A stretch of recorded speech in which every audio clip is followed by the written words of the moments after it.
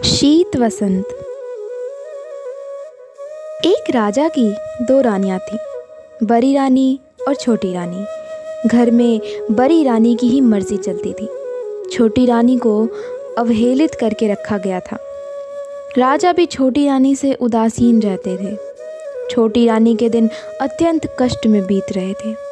छोटी रानी के दो पुत्र थे, शीत और बसंत। राजा अपने दोनों बेटों का भी ख्याल नहीं रखते थे। दोनों को ना तो अच्छा भोजन मिलता था, ना अच्छे वस्त्र। बड़ी माँ की जली कटी बातें भी उन्हें सुननी पड़ती थीं।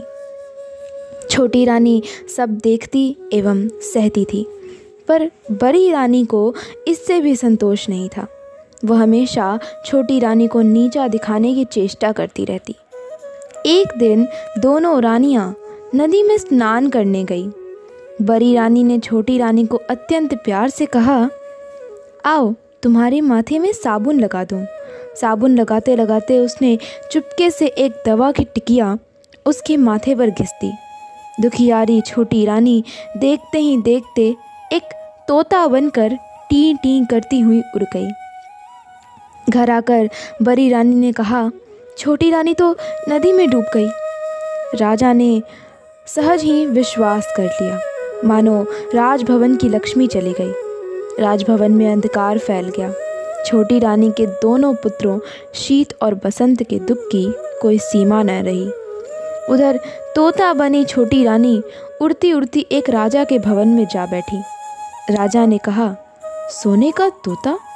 राजा की बसंत लता नामक एक सुंदर बेटी थी। वह बोली, पिताजी, मैं उस सोने के तोते को लूँगी। राजा के आदेश से उस तोते को पकड़ लिया गया और एक पिंजरे में बंद कर दिया गया। दिन बीतने लगे। उधर बड़ी रानी के 3 पुत्र हुए, लेकिन ये क्या, सभी पुत्र अत्यंत दुबले पतले, हड्डियों का ढांचा मात्र। ऐसा लगता था मानो फूंक देने से वे उड़ जाएंगे। बड़ी रानी का तो रो रो कर बुरा हाल। वह बड़े जतन के साथ अपने पुत्रों का पालन करती, खूब पुआ पकवान मांस मछली खिलाती, लेकिन वे मोटे नहीं हो पा रहे थे। संटी की तरह ही दुबले पतले थे। दूसरी और बड़ी रानी शीत वसंत को ठीक से खाना भी नहीं देती थी, फिर भी वे मोटे ताजे थे। यह देखकर वो और कुड़ जाती। एक दिन जब शीत और बसंत पाठशाला से पढ़कर लौटे तो देखा कि उनकी बड़ी माँ रंजंडी बनी हुई है। उसने उन्हें देखते ही गालियों की बौछारें शुरू कर दी। गला फाड़ फाड़ कर रोने लगी, उन्हें मारने लगी, सामानों को फेंकना शुरू कर दिया। जब राजा को इस बात की सूचना मिली तो वे दौड़े दौड़े आए और उससे पूछा, तुम्हें क्या हो गया है? रानी गुस्से से थर थर कांपती हुई बोली, मेरी सौत के दोनों पुत्र जब देखो मुझे उल्टा सीधा कहते हैं, गालियाँ देते हैं। जब तक इनके खून से मैं स्नान न कर लूँ, मेरा कलेजा ठंडा नहीं होगा। राजा ने कहा, ऐसा ही होगा। फिर उन्होंने जल्लाद को बुलवाया और आदेश दिया, इन दोनों भाइयों को मारकर इनका खून लाकर बड़ी रानी को दो। शीत वसंत का तो रो रो कर बुरा हाल, पर जल्लाद को तो राजा के आदेश का पालन करना था, सो उनके हाथ पैर को रस्सी से बांधकर बलि देने के लिए वह ले जाने लगा। शीत वसंत के चित्कार को सुनने वाला वहाँ कोई नहीं था। जल्लाद शीत वसंत को एक जंगल में ले गया। वहाँ उसके वस्त्र उसने उतरवा लिए और पेड़ की छाल उन्हें पहना दी। शीत बोला, भाई, हमारे भाग्य में यही था।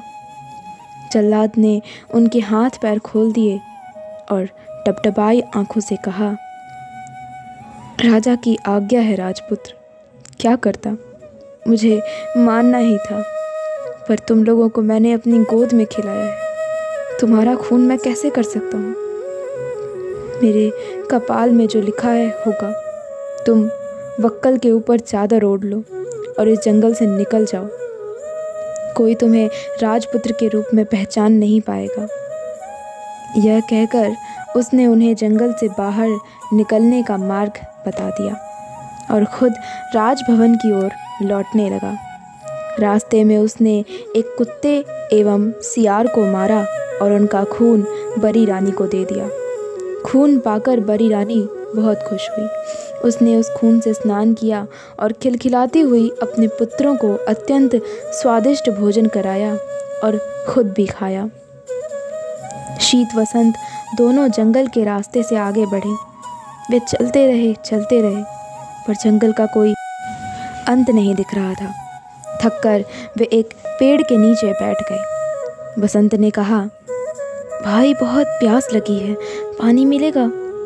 शीत बोला, हम लोग इतनी दूर तक चलकर आए हैं पर पानी तो कहीं नहीं दिखा, परंतु प्यास के कारण मेरी तो बहुत बुरी हालत हो गई है। बसंत बोला, ठीक है, तुम यहीं प्रतीक्षा करो, मैं देखता हूँ कि आसपास कहीं पानी है या नहीं। शीत ने कहा। शीत पानी की तलाश में चला। एक जगह उसे एक तालाब दिखाई दिया। समस्या थी कि पानी लेकर जाए कैसे। उसे अपनी चादर का ख्याल आया। अगर चादर को पानी में अच्छी तरह भिगो कर ले जाए तो वसंत की प्यास मिट सकती है। यह सोचकर वह तालाब में उतरा। जिस राज्य की सीमा के अंतर्गत वह तालाब था, उस राज्य के राजा का अचानक देहांत हो गया। राजा की कोई संतान नहीं थी। समस्या उत्पन्न हुई कि राज सिंहासन पर कौन बैठेगा। सिंहासन को तो खाली नहीं रखा जा सकता है। इस पर काफ़ी विमर्श हुआ। अंत में मंत्रियों एवं प्रजा ने मिलकर तय किया कि जिस व्यक्ति के माथे पर राज तिलक होगा उसे ही सिंहासन पर बैठाया जाएगा। योजना अनुसार एक सफ़ेद हाथी की पीठ पर सिंहासन बांधकर हाथी को छोड़ दिया गया। वह हाथी माथे पर राज तिलक वाले व्यक्ति की खोज में निकल पड़ा।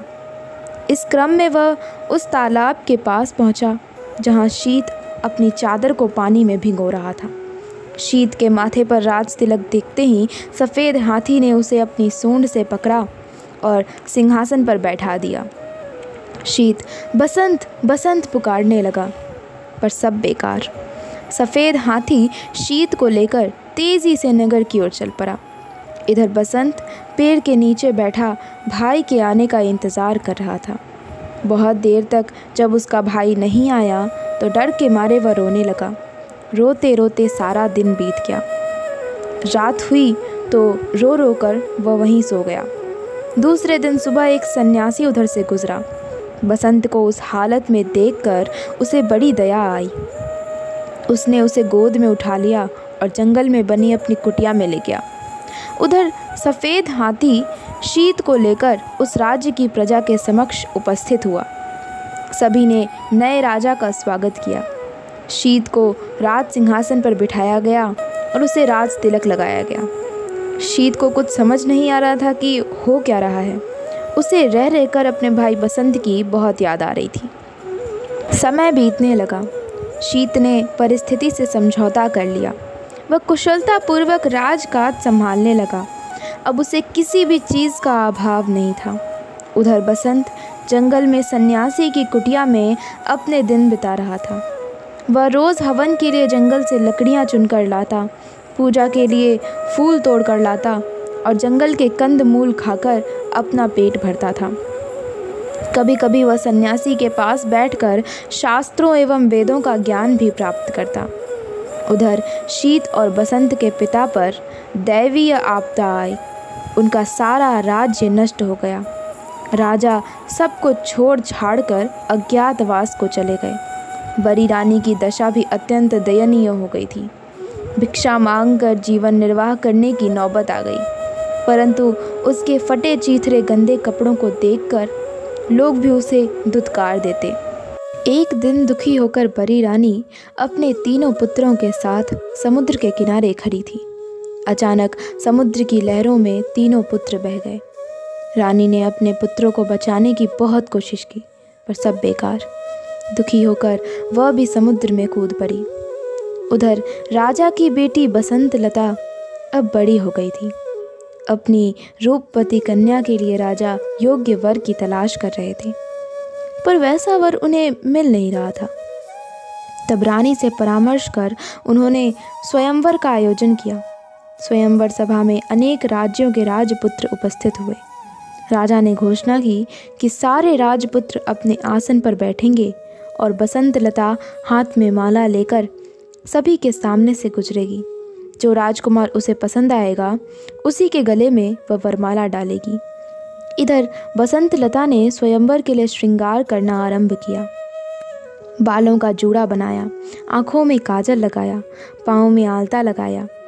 फिर तोता बनी रानी से पूछा, और मुझे क्या चाहिए? तोते ने कहा, मैं अगर तुम्हारी जगह होती तो पाँव में सोने की पायल पहनती, इससे रुनझुन की बहुत मधुर आवाज़ आती है। बसंत लता ने सोने की पायल पहन ली।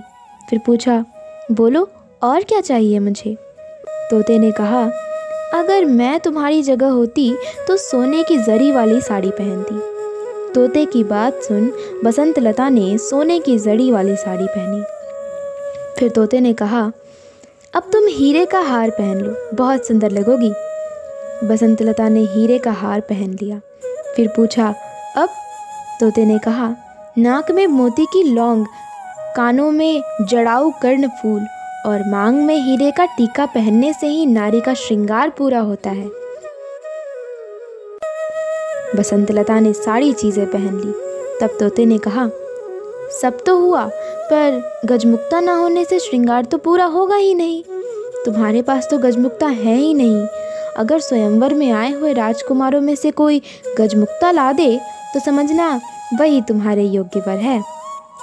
यह सुनकर बसंत लता ने सारे 7 श्रृंगार उतार दिए और घोषणा करवा दी कि जो राजकुमार उसके लिए गजमुक्ता लाएगा उसी से वह विवाह करेगी। घोषणा सुनते ही सारे राजकुमार गजमुक्ता की खोज में निकल पड़े। राजकुमारों ने सुना था कि सभी हाथियों में गजमुक्ता नहीं होता है। समुद्र के किनारे पाए जाने वाले किसी किसी हाथी में ही गजमुक्ता होती है। अतः सारे राजकुमार समुद्र की ओर चल पड़े। समुद्र के किनारे पहुंचने से पहले ही हाथियों के एक झुंड ने उन पर धावा बोल दिया, जिस कारण अनेक राजपुत्रों के हाथ पैर टूट गए, अनेक घायल हो गए और इस तरह सब हताश निराश होकर वापस लौट गए। कुछ दिनों बाद यह समाचार शीत राजा के कानों में पहुंचा। उसे राजपुत्रों की दुर्दशा पर दया आई और बसंत लता के आचरण पर अत्यंत क्रोध आया। उसने निश्चय किया कि वह बसंत लता के अहंकार को चूर चूर कर देगा। उसने बसंत लता के पिता के राज्य पर आक्रमण कर दिया। बसंत लता के पिता की पराजय हुई। शीत राजा ने बसंत लता को बंदी बना लिया। उधर बसंत सन्यासी की कुटिया में दिन रात बिता रहा था। सारा दिन इधर उधर घूमता रहता। उसकी कुटिया के पास एक विशाल बरगद का पेड़ था। उसमें एक गुल और एक बुलबुल रहती थी। एक दिन दुखी होकर बसंत उसी पेड़ के नीचे बैठा था। तब उसने उस गुल और बुलबुल को बात करते हुए सुना। गुल ने स्वयंवर की सारी घटनाएं बुलबुल को सुनाई। फिर बोला, कौन जानता है इसका परिणाम क्या होगा? बुलबुल ने कहा, क्षीर सागर के किनारे एक दूध पहाड़ है। दूध पहाड़ से क्षीर सागर में दूध गिरता है। उस क्षीर सागर में एक स्वर्ण कमल खिला हुआ है। उस स्वर्ण कमल में एक हाथी रहता है। उसी के सिर में गजमुक्ता है। गुल ने पूछा, लेकिन वहाँ पहुँचेगा कौन? बुलबुल ने कहा, कोई साहसी राजपुत्र ही वहाँ पहुँच पाएगा। सारी बातें सुनने के बाद बसंत ने उनसे पूछा, मैं गजमुक्ता लेने जाऊँगा, इस कार्य में तुम दोनों मेरी कुछ सहायता करोगे? ज़रूर, परंतु तुम पहले सन्यासी के पास जाकर उसका त्रिशूल लेकर आओ। फिर सेमल के पेड़ के पास जाकर राजपुत्र के वस्त्र मांगो। सारी चीज़ों की प्राप्ति तुम्हें हो जाएगी। गुल और बुलबुल ने उससे कहा। बसंत ने सन्यासी से त्रिशूल लिया, सेमल के पेड़ से राज वस्त्र प्राप्त किए और उन्हें पहनकर समुद्र की ओर चल पड़ा। क्षीर सागर पहुंचकर उसने देखा कि स्वर्ण कमल के बीच दूध की तरह सफ़ेद एक हाथी के सिर पर गजमुक्ता है। गजमुक्ता की रोशनी से चारों ओर उजाला फैला हुआ है। बसंत उस सफ़ेद हाथी की पीठ पर कूदा। जैसे ही उसने सफ़ेद हाथी के सिर पर त्रिशूल को रखा, वैसे ही सागर, स्वर्ण कमल, सफ़ेद हाथी सब गायब हो गए। वहाँ केवल एक कमल का फूल खिला हुआ था और उसके अंदर गजमुक्ता की माला थी। मनुष्य की आवाज़ में कमल के फूल ने पूछा, निश्चय ही तुम राजपुत्र हो। कौन सा राज्य है तुम्हारा? बसंत ने कहा, मैं राजपुत्र नहीं हूँ, एक सन्यासी के साथ जंगल में रहता हूँ। ठीक है, तुम गजमुक्ता को अपने सिर पर और मुझे अपने हृदय में रखो। बसंत लता के साथ तुम्हारा ही विवाह होगा और तुम्हारा जीवन सुख से बीतेगा। बसंत क्षीर सागर के बालू पर चलता हुआ वापस लौटने लगा। तभी उसे कुछ आवाज़ें सुनाई पड़ी। हम लोगों को भी साथ ले चलो भाई। वह भौचक्का होकर चारों ओर देखने लगा। उसे आसपास कोई भी नहीं दिखा। वह आगे बढ़ा तो वैसी ही आवाज़ें आईं। उसने गौर से बालू को देखा तो उसे लगा कि उसके पैर के पास बालू के अंदर से आवाज़ आ रही है। उसने त्रिशूल से वहाँ का बालू हटाया तो देखा कि 3 सोने की मछलियाँ थीं। वह उन्हें अपने साथ लेकर चल पड़ा। इधर शीत राजा शिकार खेलने निकला था। एक दिन सारा दिन भटकने के बाद भी उसके हाथ एक भी शिकार न लगा। थककर वह एक पेड़ के नीचे बैठ गया। अचानक उसे याद आया कि वह अपने भाई बसंत को इसी पेड़ के नीचे छोड़कर पानी लाने के लिए गया था। फिर एक हाथी उसे राज्य में ले गया था। फिर वह कभी इस जगह लौट कर नहीं आ सका था। बसंत का क्या हुआ होगा? वह कहाँ गया होगा? क्या वह जीवित होगा? यह सोचकर वह रो पड़ा। अपने राजभवन में लौटने के बाद भी वह केवल बसंत के बारे में सोचता रहा। बसंत गजमुक्ता को लेकर बसंत लता के राज्य में गया तो वहाँ उसे पता चला कि शीत राजा बसंत लता को बंदी बनाकर अपने राज्य में ले गया है। बसंत सीधा शीत राजा के राजभवन में पहुंचा। राजा के अंगरक्षकों को 3 सोने की मछलियां देकर कहा, अपने राजा से कहो कि बसंत लता को छोड़ दे। लेकिन शीत राजा तो अपने भाई के शोक में डूबा अपने कमरे का दरवाज़ा बंद कर अंदर बैठा हुआ था। राजा की आज्ञा की प्रतीक्षा में बसंत 7 दिनों तक हाथ में त्रिशूल लिए, सिर पर गजमुक्ता रखे राजमहल के सामने बैठा रहा। 8वें दिन शीत राजा थोड़े सामान्य हुए तो दासियां सोने की मछलियों को काटने बैठी। लेकिन आश्चर्य, मछलियां बोल उठीं, हमें न काटो, हम राजा के भाई हैं। अंगरक्षक ने जब शीत राजा को बसंत की बात बताई तो वे स्वयं राजभवन से बाहर आए। वहाँ अपने भाई बसंत को देखा तो दौड़कर उसे अपने गले लगा लिया। तभी वे दासियाँ उन बोलने वाली सोने की मछलियों को लेकर राजा के पास पहुंची। लेकिन आश्चर्य, शीत राजा के हाथ लगाते ही तीनों मछलियां 3 मनुष्यों में बदल गई। उन्हें देखते ही वे पहचान गए, वे बड़ी रानी के पुत्र थे, शीत बसंत के सौतेले भाई। शीत बसंत ने बड़ी रानी और राजा के दुर्भाग्य की सारी बातें उनसे सुनी। उनकी आंखों से आंसू बहने लगे। 5 भाई आनंदपूर्वक राजभवन में रहने लगे। शीत राजा अपने भाई बसंत के विवाह की तैयारियां करने लगा। उसने बसंत लता के पिता के पास समाचार भेजा कि उन्हें मुक्त किया जा रहा है। पिंजरे के तोते ने बसंत लता को खुशखबरी दी, गजमुक्ता लेकर राजपुत्र आ गया है। बसंत लता बोली, जानती हूँ। उसी समय एक दासी दौड़ी हुई आई और उसने प्रसन्नतापूर्वक कहा कि गजमुक्ता लाने वाले राजपुत्र राजा शीत के ही भाई हैं। बसंत लता बहुत खुश हुई। उसने तय किया कि वह अपने प्रिय तोते को आज अपने हाथों से स्नान कराएगी। उसने कपिला गाय के दूध में कच्ची हल्दी को पीसकर दूध में मिलाया और उसने तोते को स्नान कराने लगी। इस क्रम में बसंत लता के हाथ से तोते की माथे की दवाई पुछ गई। देखते ही देखते तोता एक सुंदर नारी बन गया। बसंत लता ने आश्चर्य से पूछा, तुम कौन हो, परी या देवी? वह बोली, मैं राजरानी हूँ। शीत और बसंत मेरे ही बेटे हैं। उसके बाद उसने अपने साथ घटी सारी बातों को उसे बता दिया। अगले दिन बसंतलता के साथ बसंत का विवाह धूमधाम से संपन्न हुआ। विदा के समय बसंतलता ने अपने पिता से कहा, मैं पालकी में अकेले ही जाऊंगी। पिता ने पूछा, यह क्या बात हुई? बसंतलता बोली, मैंने प्रण लिया है कि सुबह प्रार्थना के समय अकेले रहूंगी। पिता बोले, ठीक है, जैसा तुम चाहती हो वही होगा। सभी से विदा लेकर बसंतलता सुंदर पालकी में बैठ गई। उसने चुपके से छोटी रानी को अपनी पालकी में बैठा लिया। बसंत भी अपनी पालकी में बैठ गया। शीत राजा के महल के पास जब पालकी रुकी, तब उससे बसंतलता के अलावा एक अपूर्व सुंदरी नारी भी उतरी। सब उसे आश्चर्यचकित होकर देख रहे थे। उसने पालकी से उतरते ही पूछा, कहाँ है मेरे शीत बसंत? मेरे पास आओ। माँ की पुकार सुनकर शीत बसंत दौड़ कर आए और उससे लिपट गए। बड़ी रानी के तीनों पुत्र भी वहाँ दौड़ कर पहुँच गए। इस सुखद समाचार को सुनकर थोड़े दिनों बाद राजा भी लौट आए। इस प्रकार छोटी रानी के दुखों का अंत हुआ। सभी के दिन सुखपूर्वक बीतने लगे।